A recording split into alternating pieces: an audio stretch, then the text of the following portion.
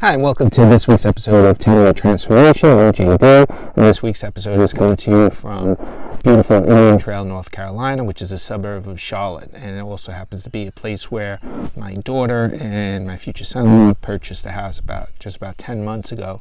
And it really is a beautiful place to live. I try to get down here as often as possible to visit them, and it really is a terrific place, and I encourage people to visit North Carolina and the Charlotte area. We were out in Asheville, North Carolina yesterday, which is a beautifuful place. We visited the Biltmore Estate, which was built by George Washington Vanderbilt, the grandson of Cornelius Vanderbilt. So if you do have an opportunity and want to visit a place that's really terrific and a little bit off the beaten path, I do recommend that you visit Asheville in particular. So this week's episode is a little bit different. I want to start getting into the nuts and bolts of putting together your own 10-year plan. First off, let's start out with why it's a 10-year plan.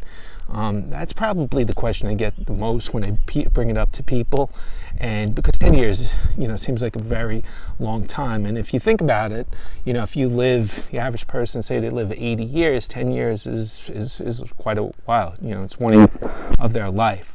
But the reason why I said it 10 years was that I think you need to give yourself enough time to really, if you're really looking to make this kind of life-altering changes that I'm discussing, you have to really give yourself enough time to let the process work through. And in particular, and to that point, is that if you have a 10-year plan, if you make it anything shorter than that, and you do hit an obstacle, which I have and everyone hits, and it's an easy way for everything to fall apart if you've set a very short, unrealistic time span to get it done. But with 10 years, I think it's a very reasonable amount of time, and we're looking to make lifelong changes. So 10 years gives you a long time to make those kind of life-altering changes and gradually let them set in. It's like losing weight. If you lose weight if you lose weight quickly, you tend to gain it back quickly. So if you lose it over a longer period of time, your body adapts and it changes, and the weight change is likely to last for a lifetime or as long as possible. So let's start out.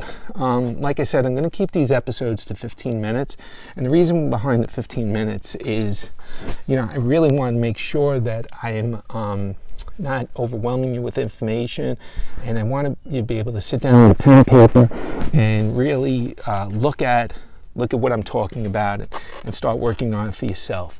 So the first episode of this is part 1, and I call it LFG. And if you don't know what LFG means, just Google it. I'm not going to get into that, but just Google it and you'll see what I mean. And the reason why I call it that is because I think it's time to really get down to the nuts and bolts. Let's discuss what we need to start getting done to really make this 10-year transformation in your own life. So to start, the reason why I started with the topic of this episode is getting your financial house in order. And the reason why I started with this one is because the other two are getting your relationships in order and then getting your health in order. But I think, generally speaking, most people, the impetus that really sticks with them to make a change is their life being a financial mess. And I know for me, that was really where I kind of reached my breaking point, because it was in my face every day, the financial situation I was in. So I really wanted to make sure that, once you start getting your financial house in order, you can think with a little bit more clarity and start making some other lasting changes. So I have my outline here. So just to start out, I touched on why 10 years. And let me explain to you why financial fitness is so important.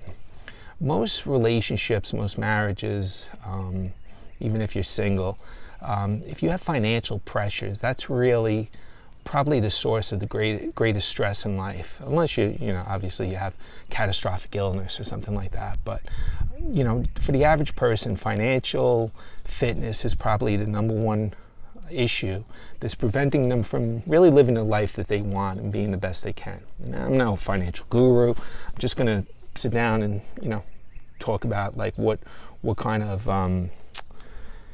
things you need to really take a look at. And financial issues are usually the first sign that something's wrong in someone's life. They're overspending, or they're just not in a good position. They have a high debt level.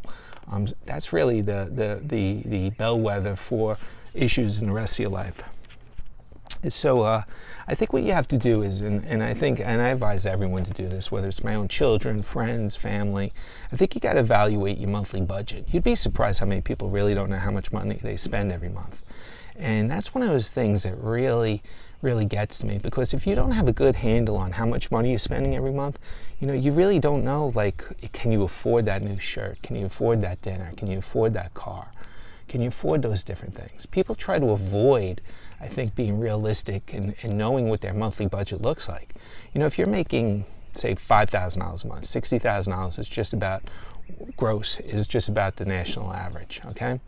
There's a lot of things that you can't afford, and that's just being realistic. I'm not trying to make you feel bad or tell you can't have stuff, but let's just be realistic. Like, that's the goal of these conversations, just be realistic. I'm not going to tell you something just you want to hear it. I'm just being realistic. So if you're bringing in $5,000 a month, I think I read something the other day where rents and home prices have gotten so expensive that maybe 40% of your net income is going toward housing costs, which is a tremendous amount, and it really makes other decisions difficult to make. Especially today, we're living in a high inflation environment, highest inflation we've seen in 40 years. I'm not making any excuses. I'm just telling you, that's really the number one thing right now that's pressing on people. And so you really have to sit down. So what I want you to do is, I want you to sit down after this video and just start jotting down all your monthly expenses. And I try to keep them for myself in broad categories: housing, food, entertainment, charity, and miscellaneous expenses. That's kind of like the broad categories I group my expenses into. And I make sure, I'm pretty good with Excel spreadsheets, and they're simple to use. You can use Google Sheets or whatever works for you, but you sit down and really start, figuring out what those different expenses look like, and then total them up versus your income, and then look at what kind of percentage you're dealing with. Is your housing cost at 40%? All right, well that's pretty common, so that might be right on mark. But what if your automobile expenses is 40%? I mean, that's a problem. I mentioned in the last video, I drive around a lot, and there's people cruising around in $70,000 pickup trucks like nothing I've ever seen. I mean, any way you slice it, $70,000 pickup truck, it's probably costing $1,000 plus a month, plus insurance and everything. It's crazy. So if you're that person bringing home $60,000 or grossing $60,000, say you're netting $4,000, you're talking about 25% of your income is just going toward that pickup truck. And that just doesn't make sense, but it is very common. So I think by really breaking it down and figuring out, like, how much money am I actually spending on these different items, you could get a real good handle on what your financial health looks like. And you can also see where your anxiety is coming from. You can, if you don't have a real specific and a real tight handle on what your financial expenses look like, what your monthly budget rather looks like, how are you supposed to make decisions about other things? How are you supposed to make decisions whether, you can afford to send your son or daughter to baseball camp or softball camp or gymnastics camp or dance camp or whatever else, or maybe you can't take that vacation that you want. These are hard conversations. The stuff I'm talking about is not easy. If it was easy, certainly the program wouldn't be a 10-year transformation. It'd be 1 month transformation. The reason why it's such a lengthy time is because these are hard decisions I'm telling you to make or asking you to make, if that's what you feel is right for you. So like I said, the first step is getting that financial budget in order, and know what your monthly budget looks like. And the most important thing with that is honesty. Again, advising my kids on relationships, I always tell them to be honest. I try to be honest with my wife all the time. And that's something we're married, closing in on 30 years. And honesty has really been the hallmark of our relationship. She's always known, the circumstances we're in. I, like anyone else, I've hidden stuff from her, to my detriment, to our relationship's detriment. But realistically, honesty is really the best way to go when it comes to financial health. So sit down with your spouse, sit down with your girlfriend, boyfriend, whatever it is, whoever you're with. If you're by yourself, sit down by yourself, talk to a friend, and really figure out what this looks like. That's the most important thing. Be brutally honest. Have diarrhea of the pen, as a teacher once in college said to me. Write down everything you're feeling, all your different notes. Are these things creating anxiety? Is this an absolute must? Must I have this $70,000 pickup truck? Must I live in this neighborhood? Must I spend money going out with my friends every weekend to this restaurant? Must. So you kind of know where your untouchables are. By knowing what your musts are, then you know what your untouchables are. Like you may say, well, you know what, JD, I want this $70,000 pickup truck. That's fine. I've had toys, I've had things that I realistically couldn't afford over my life, and I've had them. But just be honest with you. Understand the decision you're making. Understand that no one is telling you you must have that pickup truck. You're saying you must have the pickup truck.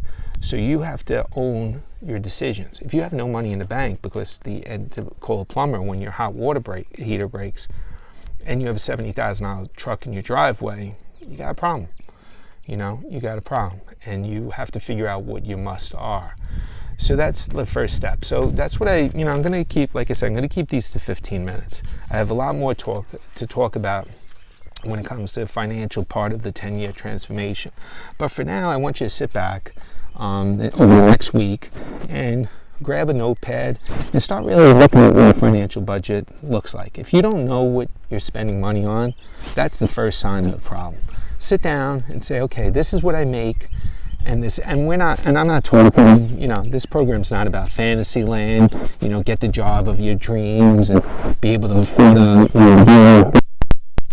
thing to do with that. This is a very, very realistic program, and it might not appeal to a lot of people for that reason, because I'm to do a lot of hard things. I'm going to ask you to ask yourself a lot of hard questions. Maybe you're not ready to answer those questions. And if you're not ready to answer those questions, you have to evaluate why you're not ready to answer those questions. Are you avoiding something that you really need to avoid, really need to address? So that's really, this is going to be a program that maybe people look at and say, hey, this isn't for me. But that's really how you have to look at it. Just getting back to the whole, North Carolina thing. Now, I grew up in Brooklyn, New York. I lived in Staten Island, New York. I live in New Jersey now. That's my primary residence. And, I played what I like to think is a big role in their decision to move down here. And the advice I gave them is the same advice I'm going to give you right now. So this is the same advice I gave my children. And my advice was this: be realistic about your earning potential. Be realistic, not fantasy land. Everyone has to have goals. You want to work hard. You want to move up. You want to be successful. But be realistic about your earning potential. If you're a teacher and you're a truck driver, as a couple, you're going to make X. In a great year, you make Y. But more times than not, you're going to make X. So be realistic about where you're living. Realistic about the house you're living in. Be realistic about the car you're driving. Realistic. So then when they mentioned that they were considering moving down here, I said to them, I think it's a great move. No tax state, good potential, job potential, good climate. A lot of things that frankly are missing from the Northeast, unfortunately. So that was kind of the advice I gave them. And I said to them, what happens? Like, you're a couple starting out, my daughter, say for the sake of argument, she has a bad pregnancy and she can't work. So you extract her income, her monthly income, from the total budget. What's that look like? Is that a catastrophe? Or is that just merely, all right, it's something we could deal with? I can tell you, if that's a catastrophe, that's step one in reevaluating a lot of things in your life. because you never want to be in a situation. Nothing will sink a marriage quicker than that kind of placing that kind of stress on the marriage. So, all right, that's my little advice for today. All right, we're 15 minutes in, and I'd like to just wrap up by saying, I mentioned to you, I'm always going to point out at the end of these videos, point out different products that I use or causes that I believe in, and I don't, at the stage of the game, I'm not making any money off any of these things.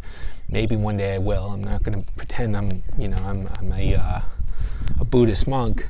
But right now, I'd like to mention to you, in this instance, this week's episode, I'd like to offer this. Again, Purple Carrot offer is still open. The first person to type their email address into the comment section gets a $70 free week, no obligation, of Purple Carrot. That's number one.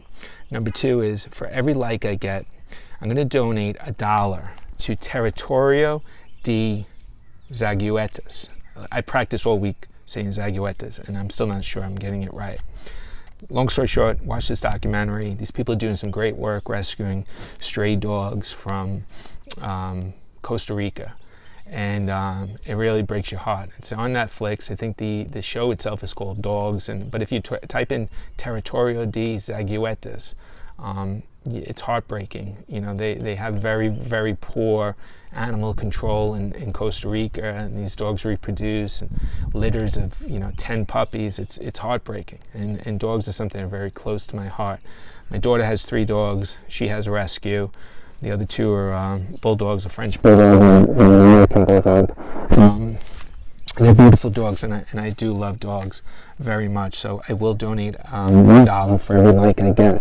So until next week, this is JD. Have a heart of a lion, and I'll see you next week with LFG Part 2. Take care and have a great week.